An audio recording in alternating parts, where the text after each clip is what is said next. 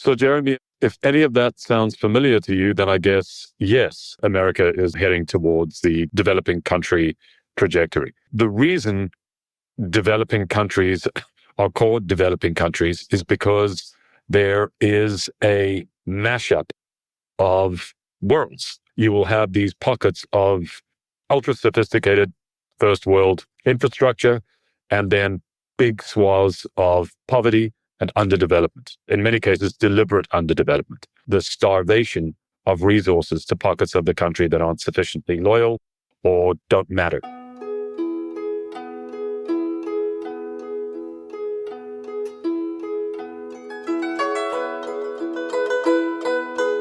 This is Rhyming Chaos, where we interview people who have lived through or studied times of great upheaval, tyranny, or authoritarian takeover, which may help us understand what is happening in the United States right now.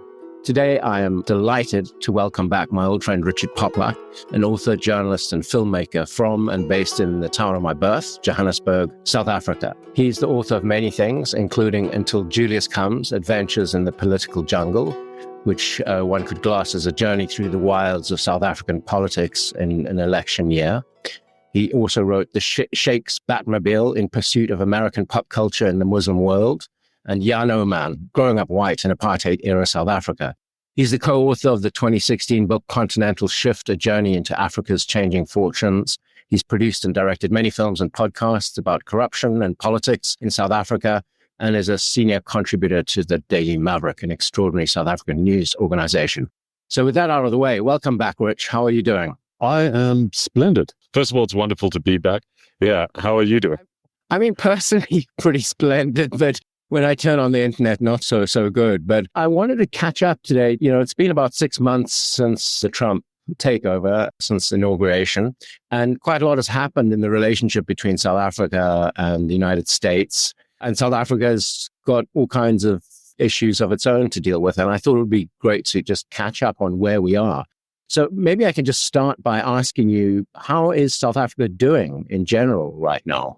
Right. Well, I think a really good way to do this is just to reorient ourselves and your listeners maybe real quick, because I think the reason we started speaking, of course, was because of the phenomenon of state capture in South Africa, which was the period of Jacob Zuma's presidency, roughly from 2009 to 2017, during which the South African state was captured almost in its entirety by the executive and a cabal of individuals and families around him.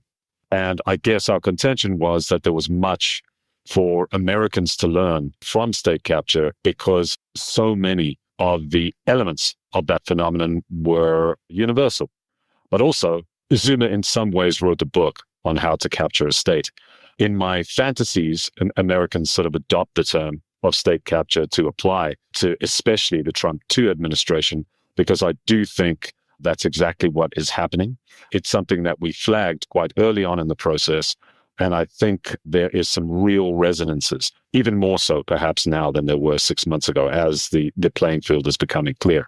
The one thing I will say about South Africa at the current moment is it is a reminder to us all how difficult it is to recover after a state's institutions have been captured and corrupted. South Africa at this point in time, the biggest news item is the fact that the police minister in KwaZulu-Natal has made allegations that the police force is aiding and abetting organized crime and organized criminal activity throughout South Africa, and that, in fact, it is the new conduit for state capture and the new conduit for a more organized and perhaps even supercharged form of corrupt activity throughout the country.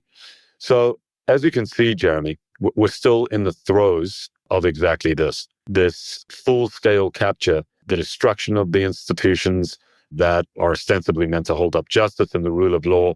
All of that stuff is still in triage. And as hard as the state fights back, and in some cases it is fighting very hard, it is really, really difficult to get rid of the rot. And I think that is something that Americans should take very, very seriously. It's easy to break things, real difficult to fix them. Easy to smoke enough to get emphysema and cancer, but then once they've taken over your lungs, you're in trouble. Exactly.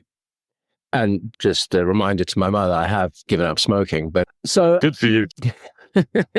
what about the view of South Africa of the United States right now? Because since we last spoke, which was about the absurd idea of giving asylum to white South Africans because of a totally fake white genocide, there have been now trade tensions that are not resolved, and at least one assumes behind the scenes tensions over South Africans' position on Israel and Palestine. How are South Africans talking about the United States right now in the media, on social media, in the government? Well, as you can imagine, the greatest topic of conversation right now is the threat of tariffs. Should those come into effect on the trade deadline, I think the auto sector here will be most devastated. I think around 100,000 jobs are at risk in the Eastern Cape, which is a very, very troubled province where that loss of labor will be devastating, and it will be devastating for the country. In saying all of that, my strong belief is that tariffs and a decoupling from a reliance on American trade and a focus elsewhere can only be a boon for every country in the world, least of which South Africa. So I'm not as bearish on tariffs as a lot of people are. I think they have their uses. And to some degree, I see where the Trump administration is coming from. I think their implementation has been abhorrent. And I think the way they've gone about using them as a weapon for various different concessions from different countries for different reasons is as absurd as everything else they do, and as corrupt. So I think that is the major topic of conversation now. The news cycle here, much like the United States, turns so quickly that we're not hearing much muttering about the so-called white refugees any longer. One hopes that they are living happy and productive lives in their various new homes in the United States of America and contributing by paying tax. And learning to do their own laundry. What about the cuts to USAID that appeared to last time we spoke? I mean, I think it was still not 100% clear how much they were going to devastate South Africa's healthcare sector. Is that still something people are talking about? Yes, but again, the sort of sheer hysteria seems to have died down somewhat, largely because there's been mixed messages coming from PEPFAR, which was George W. Bush's widely lauded AIDS program. There seems to have been some return of funding or a promise of funding back to PEPFAR. There are other elements of USAID that seem to be zombie-like popping their hands from the grave with the promise of at least accepting invoices from South Africa, if not returning payment. So again, confusion, noise, a total lack of clarity. It's almost like it's intentional, Jeremy. I'm sure it's not. Yeah, well, yeah. Okay. So in the news in the last week in the US here, there's been a report on NPR and some other media about Lesotho, because Lesotho is a country that seems to be, possibly might become the most unfortunate victim of Trump's tariffs. Could you tell our listeners like what Lesotho is as a country, maybe give a little history of it and about its geographic location and perhaps why it's such a sad target of these tariffs? Sure. Lesotho is a very small country, a mountainous country located sort of slap bang in the middle of South Africa, so completely landlocked and surrounded by South Africa. As you can imagine, colonialism and apartheid did nothing good for Lesotho and its people. And there are many Lesotho people inside South Africa working as most migrants do, the sort of horrible backbreaking work that locals don't want to do. And remittances, I think, are the largest form of income and the largest component of GDP in Lesotho, which I believe is, if not the poorest country on earth, probably within the top 5. To slap a 50% tariff on Lesotho, given its rates of poverty, given the fact that there's almost no manufacturing or industry, that agriculture there is nearly impossible due to its geography and topography, it's just an obscene act of cruelty. But I will say this, and I think it is an indication of what tariffs can be, and I think are going to be in the United States. When your tax regime is in chaos, when you're not taking in taxation or tax revenue from your people, as many developing world countries don't, because they don't have a tax base, your customs and duties, in other words, the tariffs that you charge importers, become the main form of government revenue, which is exactly what is going to happen in the United States now that the IRS is being stripped back and the tariff regime has been, to some greater or lesser degree, formalized. So in many ways, the tariffs against Lesotho seem like an act of admiration. It's almost like what the Trump administration is saying is that we like that developing world sort of chaotic tariff-first behavior, and we're looking to emulate that. And they are, in fact, thanking Lesotho by slapping a 50% tariff rate on the country. Now, obviously, a lot of that is being facetious, and it's a joke. But the truth of the matter is the tariff regimes that America has set in motion mimic developing world tariff regimes in countries that cannot maintain an internal revenue service, cannot collect taxation or won't collect taxation from the wealthy, and survive based on how many duties they collect at the border. So that's my kind of wild take on the whole Lesotho thing. I should say that it is devastating for the people of Lesotho because whatever goods they did export and dribbled through were essential to bring at least some revenue into the country. It makes me imagine Jeff Bezos wandering around the streets of Manhattan, mugging homeless people and demanding that the homeless people pay his taxes. It's exactly that. But I think the analogy that I'm trying to draw here between this current Trump administration and developing world tax regimes is a very important one. And I think it's a story that's being missed. What effectively is being set up in the United States is a form of state capture. And I think we spoke about this a lot on our first two conversations. But I think right now that's being formalized. I think the noise around the Epstein files, the noise around so much of the other nonsense that is spat out by the Trump administration obscures the fact, and I'm not sure, again, I have no idea whether that's intentional or not, but obscures the fact that what is happening is wholesale state capture. The capture of government institutions, the capture of the flow of procurement to and from the government, the undermining of justice departments, the undermining of the rule of law, the capture of the judiciary, and the full-blown capture of the state. One thing that I think the United States seems to be doing a lot worse than South Africa has, which I think we've also alluded to in our previous conversations, is the intimidation of the media. It feels to me like many of the biggest and richest media corporations in the United States are complying in advance, which is something that, you work for the Daily Maverick, which is this extraordinary publication that has, ever since its founding for, nearly 3 decades now, I think, just been writing what it pleases and doing investigations into corruption and government malfeasance, and has continued to bravely do this. And the government hasn't really messed with you, have they?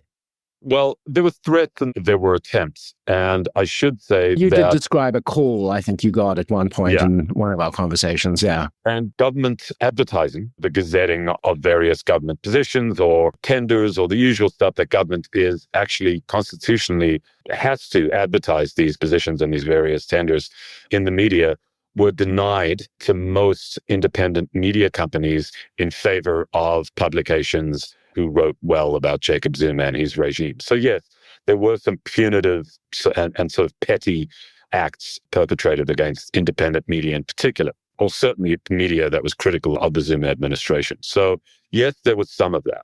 That said, I think the kowtowing of US media to Trump has been pathetic. I'll name and shame. I think the Washington Post kicked it off.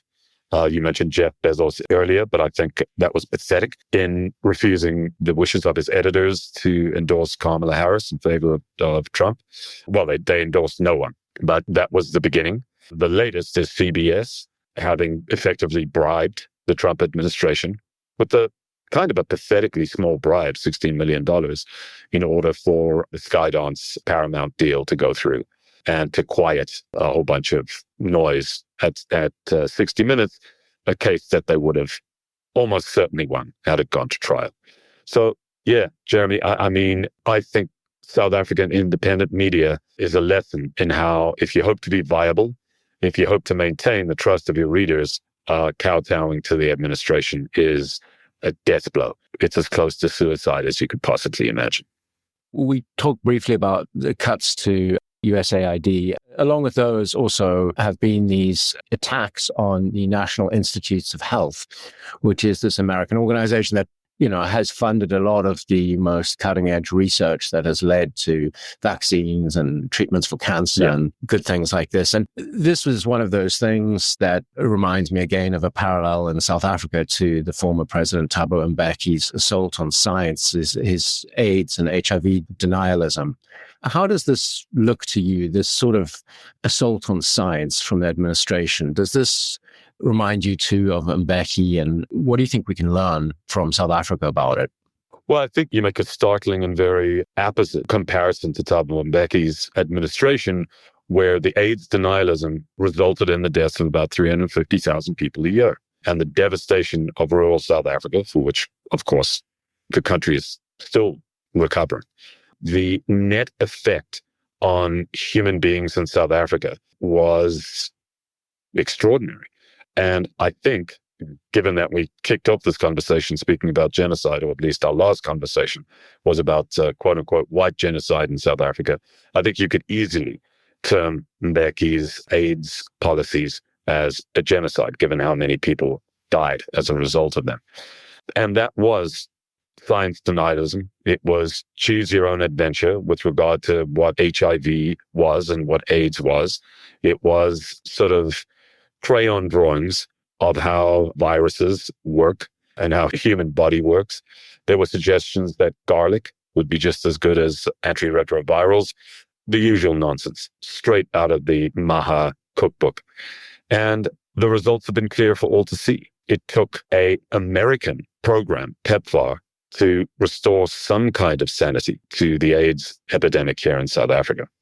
So science denialism bites slowly, but it bites deeply. Having suffered from it here in South Africa and seen how it played out, I was reporting in the countryside during the epidemic. It was about as close to the Walking Dead in places as you can possibly get. So you get what you pay for, or you don't get what you don't pay for. And I think anyone with half a brain cell understands that the cutbacks at the NIH, the cutbacks at the CDC, imperfect institutions, no doubt, but these cuts will nonetheless result in very real human misery, and not in the long term, in the short term. Yeah. So we've danced all over the place in this rather unstructured conversation, but I think the direction that I'm heading to is how far down the road towards America becoming a developing country are we, do you think? And is that a useful way to think about it? Because obviously it's not a developing country in the sense of how rich it still is, the infrastructure that it still has, the human capital, the financial capital. But it increasingly feels like the government is, it's a banana republic. Nothing is done because it makes a kind of sense that one could explain as wrongly or rightly as having an aim of improving the lot of most people, most of the citizens of the country or the world. Everything is done for a political purpose or for a corrupt purpose. And that's what I suppose right from the beginning when we first started talking on this new podcast was my feeling was that suddenly America feels like places like South Africa to me. I know that does make some kind of sense with you, but how far down that road are we? So I think the first thing to note about quote unquote developing countries is that in most of them, there are pockets of extreme wealth and extreme privilege. The standard of life in parts of South Africa, for instance, for the wealthy, for the elite, are amazing. I don't think they can be duplicated pretty much anywhere else on earth. If you're rich in Lagos and in Nigeria, you're doing pretty good. It's quite nice. And I think that is repeated over and over again in various developing nations. So this idea that an elite can't live an exquisite lifestyle in the developing world should be put aside for 1 second. And banana republics, I think, as you've alluded to, are very complicated places, very variegated places, and places that are enormously classist. And so when we speak about the kind of structure of a developing nation, what we're talking about is an enormously top-down, executive-driven power structure that works for a very, very narrow elite that has subjugated rule of law, that has subsumed the judiciary, that does not allow academic institutions to teach how they want and what they want, that does not allow the media to operate in a way that they see fit. In other words, there's almost no independent media that doesn't operate a functional internal revenue service, mostly because the elite and the super wealthy do not want to be taxed and feel that they shouldn't be. They run very, very tight borders and very, very tight tariff regimes. And they have captured most of the state institutions, and the wealth flows back to a very, very narrow cabal. So, Jeremy, if any of that sounds familiar to you, then I guess, yes, America is heading towards the developing country trajectory. The reason developing countries are called developing countries is because there is a mashup of worlds. You will have these pockets of ultra sophisticated first world infrastructure, and then big swaths of poverty and underdevelopment, in many cases, deliberate underdevelopment, the starvation of resources to pockets of the country that aren't sufficiently loyal or don't matter. So there you have it. And I think that paints a fairly compelling and a fairly convincing picture of what this second Trump administration is trying to engineer. A far looser or almost non-existent regulatory environment, unless, of course, you're a university, unless, of course, you're a media house or a media company that steps out of turn. So the sort of selective regulatory policy driven from above, from the executive, which is all powerful and answers to no one, including the judiciary, well, then you're there. And the real question is, how far down do you go? How far do people push back? How strong are your institutions? And how determined are Americans not to allow a slide into something pretty disastrous and pretty hard to climb back from? That sort of brings me to an interesting question, because that makes a lot of sense to see America already as a developing country. But of course, here in the US, there is an enormous middle class, which is generally here and in other places been a buffer against extremes of political extremes. How do you think that will sort of affect the trajectory of it? Because part of me wonders if the middle class, or at least the upper middle class, the most influential sectors of the middle class, will be comfortable enough that they're not going to fight back and they will comply with the regime and they will do whatever it takes to get by. Or is it going to start hitting the middle class enough that they will start to realize that they've given away the prosperity and the rights that they used to have? Well, that's a great question. And we are not the first Marxist-adjacent individuals to discuss the fecklessness and the backbone of the middle class, of the bourgeoisie. And I think in the case of South Africa, which of course is, I guess, a member of the middle class here, the tactic is very clear and always was. The middle class is your tax base. And in South Africa, I don't mean exclusively whites by any means. I'd say by population, blacks are by far the majority of the middle class, or at least after apartheid, they have been. The tax base is very, very small here.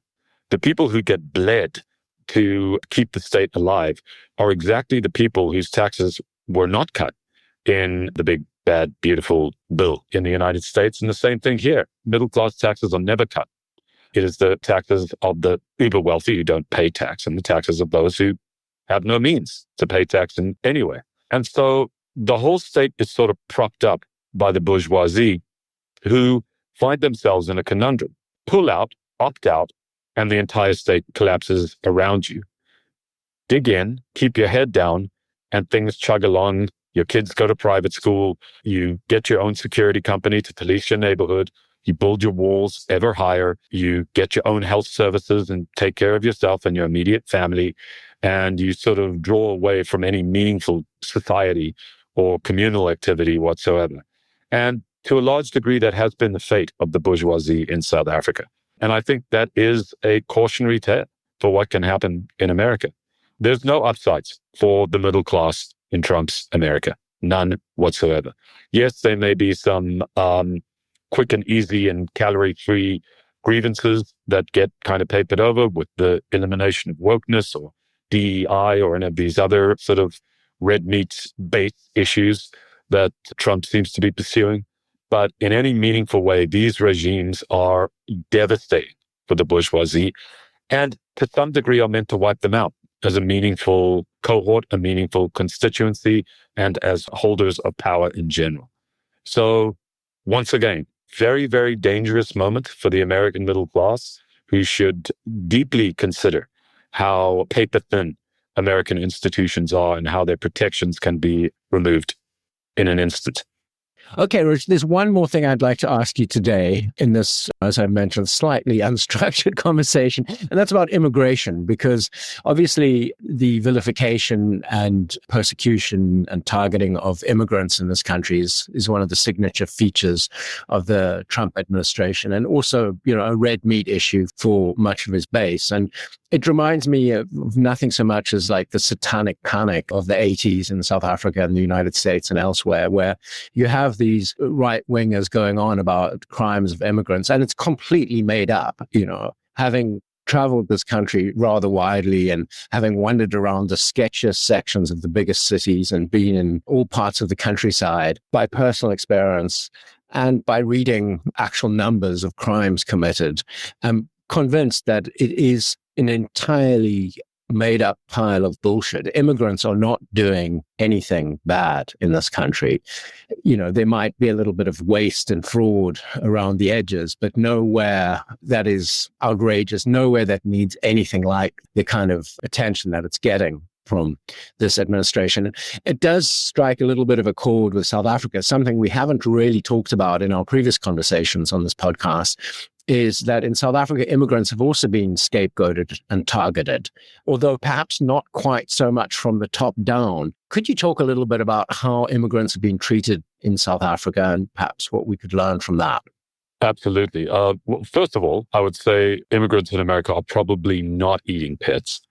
I think there's a variety of other sort of items on their traditional menus that aren't fluffy or poochy or socks. Not to extend the pet metaphor, but the dog whistling around immigration has disappeared in America. Now it's a very, very loud vilification of migrancy. I think the concern around immigration comes from a very real place of fear, a very real place of fear about sovereignty, a very real place of fear about porous borders, a very real fear around how the ruling class are addicted to the cheap labor of migrancy at the expense of locals or nationals. There is, of course, a widely studied phenomenon in which migrants do the work that locals or nationals will not do, and that economies are effectively propped up by migrants who come in, are productive, who, funnily enough, pay their taxes, unlike the super wealthy, and who are net contributors to society. And yes, the same statistics here in South Africa apply as they do in America. The crimes of national South Africans far exceed the crimes of migrants per capita.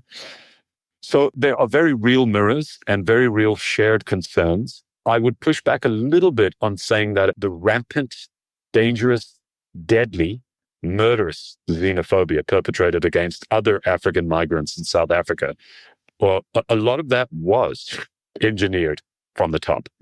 Again, very, very dog whistled. Again, not exactly explicit, but for sure, it's always been this kind of steam valve that allows very, very angry people who are fighting for survival on the streets, who see migrants as a threat to their way of life, and who see migrants as basically a drain on their opportunities and their resources, who see migrants clogging up the hospitals, clogging up the maternity wards, and who see them as an absolute vector of poisonous evil from afar.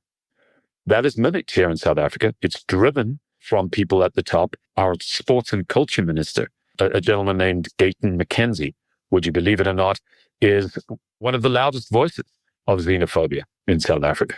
And sure, there are people who hire Zimbabweans and Malawians at cheaper rates. And you'll often hear white South Africans say, I would never hire a South African because they don't work. And that kind of racist invective that comes from the kind of ruling class or the upper class is a constant, and it's vile, and it makes people very, very angry. And the people who get hurt the most are the most vulnerable. So there are weird, wild, and very, very prescient mirrors for how migrants have existed in this country since the advent of democracy. It's been very difficult to watch, Jeremy, largely because the anti-immigrant riots that have happened here have been devastating. There's been hundreds of people killed, hundreds of people burned alive in their shacks, in the places in which they're hiding. It's been very, very tough to watch. And it's been a stain on South Africa's democracy. And to some degree, it really has ruined the vibes of what the Rainbow Nation can and should be. On that note, Richard, thank you so much for this catch-up. It hasn't necessarily given me a lot of hope for the immediate future of the United States, but I do see you there sitting in Johannesburg enjoying a scotch. Yes. And life goes on, which is something I think a lot of us right now in America have to learn. Yeah, life does go on. And a lot of people here have fought very hard for the few protections that we do have. And the old saying, democracy is eternal vigilance. Yeah, unfortunately, in the United States, a lot of the people who are supposed to be watching have lost their sense of vigilance or have been co-opted. So here we are. Exactly right. My pleasure, Jeremy, and thanks to your listeners again for tolerating my discourse. No, it's always wonderful to hear you. The Rhyme and Chaos podcast is produced by Maria Repnikova and me, Jeremy Goldkorn. The show is edited by Cadra Scripts. The theme music is Paperboy, composed and performed on the guzheng by Wu Fei. Our closing music is Eric Satie's Gymnopédie No. 1, arranged and performed also by Wu Fei.